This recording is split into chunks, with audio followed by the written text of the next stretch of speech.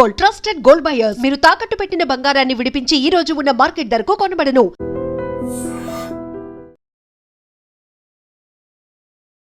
వరుసగా రోడ్డు ప్రమాదాలు, అది కూడా ఆర్టీసీ బస్ లేదంటే బస్కి సంబంధించిన ప్రమాదాలు చాలా పెద్ద ఎత్తున ఈ మధ్య కాలంలోనే జరుగుతున్న పరిస్థితి. ఘోర రోడ్డు ప్రమాదం ఈరోజు తెల్లవారుజామున మరోసారి జరిగింది. తాండూరు వికారాబాద్ బస్సు ప్రమాదం మర్చిపోకంటే ముందే మరోసారి వరంగల్ హైదరాబాద్ జాతీయ రహదారిపై మరో ఘోర రోడ్డు ప్రమాదం చోటు చేసుకుంది. మనం చూడొచ్చు, బస్ పూర్తిగా అంటే వన్ సైడ్ డ్రైవర్కి అపోజిట్ సైడ్ అనుకోండి, లేదంటే కండక్టర్ కూర్చునే వైపు పూర్తిగా ఎంత భయంకరంగా ఆ లోపల సీట్లతో సహా ఎట్లా అయిపోయినాయో మనం గమనించవచ్చు. ఈ తెల్లవారుజామున జరిగింది. యాక్చువల్లీ ఇది జనగామ జిల్లా రఘునాథపల్లి మండలం నిడికొండ గ్రామం సమీపంలో అయితే ఈ రోడ్డు ప్రమాదం అయితే జరిగింది. ఆర్టీసీ బస్ ఏదైతే ఉండిందో ఆగి ఉన్నటువంటి ఒక ఇసుక లారీని వెనుక నుంచి ఢీకొట్టింది.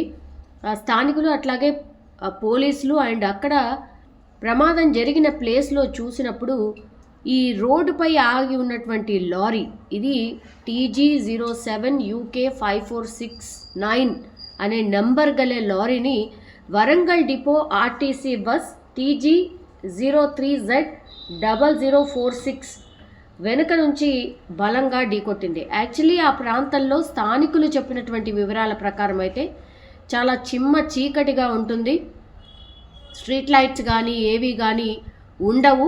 అండ్ దగ్గర అక్కడ ఈ సంవత్సరంలోనే అంటే జనవరి నుంచి నవంబర్ వరకు ఈ కొన్ని ప్లేసెస్ ఉంటాయి, అంటే యాక్సిడెంట్కి సంబంధించి జరిగే అవకాశం ఉన్నటువంటి ప్లేసెస్ ఉంటాయి. సో అట్లాంటి ప్లేసే ఇది. దగ్గర పెద్ద ప్రమాదాలు ఒక 20 వరకు ఈ సంవత్సరంలోనే జరిగాయి. ఇప్పుడు ఈ ప్రమాదంలో స్పాట్లోనే పూర్తిగా 2 ప్రయాణికులు చనిపోయినరు. అండ్ అటువైపు కూర్చున్న 6 ప్రయాణికులకు తీవ్ర గాయాలయ్యాయి. కొంతమంది పరిస్థితి సీరియస్గా ఉన్నట్టు స్థానికులు చెప్తూ ఉన్నారు. మృతుల పేర్లు వచ్చేసి పులమాటి ఓం ప్రకాష్, ఆయన దిండిగల్లో ఉంటారు, అండ్ నవదీప్ సింగ్, ఆయన హనుమకొండ వాసి. సో వీళ్ళిద్దరు కూడా స్పాట్లోనే చనిపోయినరు.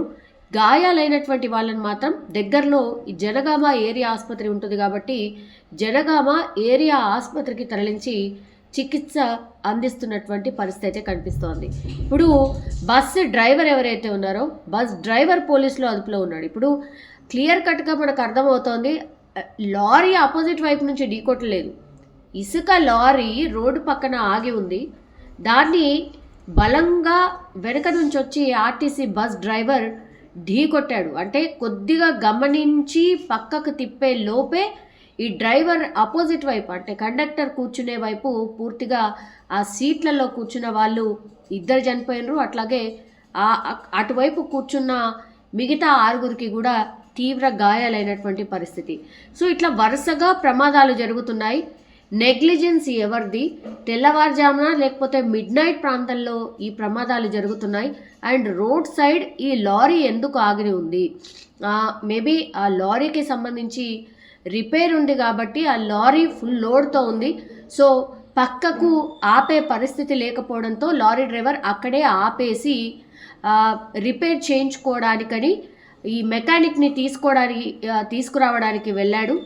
ఆ టైంలోనే ఈ ప్రమాదం జరిగినట్టుగా స్థానికులు అట్లాగే పోలీసులు ఒక నిర్ధారణకైన వచ్చినటువంటి పరిస్థితి. ఇప్పుడు ఆర్టీసీ అంటే ప్రభుత్వం నడిపిస్తున్నటువంటి ఆర్టీసీ సేఫ్, అందులోనే జర్నీ సేఫ్ అని మనం చాలా టైమ్స్ చెప్పుకున్నాం. కానీ మొన్న చేవెళ్ళలో జరిగినటువంటి ఘటన అనుకోండి, లేదంటే ఇప్పుడు మరోసారి ఈ ఘటన అనుకోండి, లేకపోతే వరుసగా జరుగుతున్నటువంటి ఘటన అనుకోండి, అసలు ఏ బస్సు ప్రయాణం కూడా సేఫ్ కాదా అన్నదానికి ప్రజలైతే వచ్చేసినటువంటి పరిస్థితి. సో దీన్ని రెక్టిఫై చేయాల్సిన అవసరం ఉంది. ఆర్టీఏ అధికారులు వరుసగా దాడులు చేయాల్సిన అవసరం ఉంది. అండ్ రాత్రిపూట తెల్లవారుజామున బయలుదేరేటటువంటి ఈ బస్సెస్ ఏవైతే ఉంటాయో వాటి మీద పర్యవేక్షణ చాలా సీరియస్గా అవసరం ఉంది. ఎందుకంటే ప్రజల ప్రాణాలతో చెలగాటం ఆడడమే ఇది. అంటే ఇంకో ఆల్టర్నేట్ లేదు. అంటే పబ్లిక్ ట్రాన్స్పోర్టే వెరీ వెరీ ఇంపార్టెంట్. బస్సులో అందుబాటులో ఉంచడమే కాదు, సేఫ్టీ జర్నీ కూడా చాలా ఇంపార్టెంట్. సో డ్రైవర్ మీదనే మిగతా అందరి ప్రాణాలు ఆధారపడి ఉంటుంది కాబట్టి వాళ్ళు ఎంత బాగా డ్రైవ్ చేస్తే అంత సేఫ్ జర్నీగా ఉంటుంది కాబట్టి మరి ఎక్కడ లోటుపాట్లు జరుగుతున్నాయి, అసలు ఏం జరుగుతుంది, అండ్ యాక్సిడెంట్ ప్రోన్ ఏరియాస్ దగ్గర కొంచెం ఆ సైన్ బోర్డ్స్ కావచ్చు, లేదంటే అవగాహన కల్పించడానికి కార్యక్రమాలు కావచ్చు, ఇవన్నీ చాలా అవసరమని ఈ నిత్యం జరుగుతున్నటువంటి ఈ ప్రమాదాలే ఒక నిదర్శనం అని కూడా భావిస్తున్నటువంటి సిచ్యువేషన్. చాలామంది ఇందులో బస్సులో ప్రయాణం చేసిన వాళ్ళు అదే కోరుతున్నారు.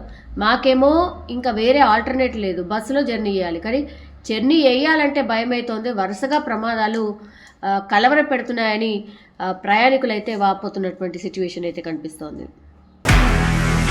నిజంగా ప్రస్తుతం ఉన్నటువంటి సమాజం దేనికి ప్రయారిటీ ఇస్తుంది? ఆర్థిక సంబంధాల చుట్టూ మాత్రమే తిరుగుతుంది. మళ్ళీ ఎన్నికలంగానే చాలా విరక్తి కలుగుతాం. మంచి అనిపిస్తుంది కదా, లేడీస్ కూడా ఛాలెంజింగ్ జాబ్స్ చేసినప్పుడు చాలా బాగుంటది. ట్రాఫిక్ అసిస్టెంట్స్ గా నియమించిన ట్రాన్స్జెండర్స్ అందరితో సాల్యూట్ చేయించుకుంటున్నారు. ఫుడ్ డెలివరీ ఇవ్వటానికి వెళ్ళినటువంటి డెలివరీ బాయ్ అనిల్ పై కళ్ళ ముందు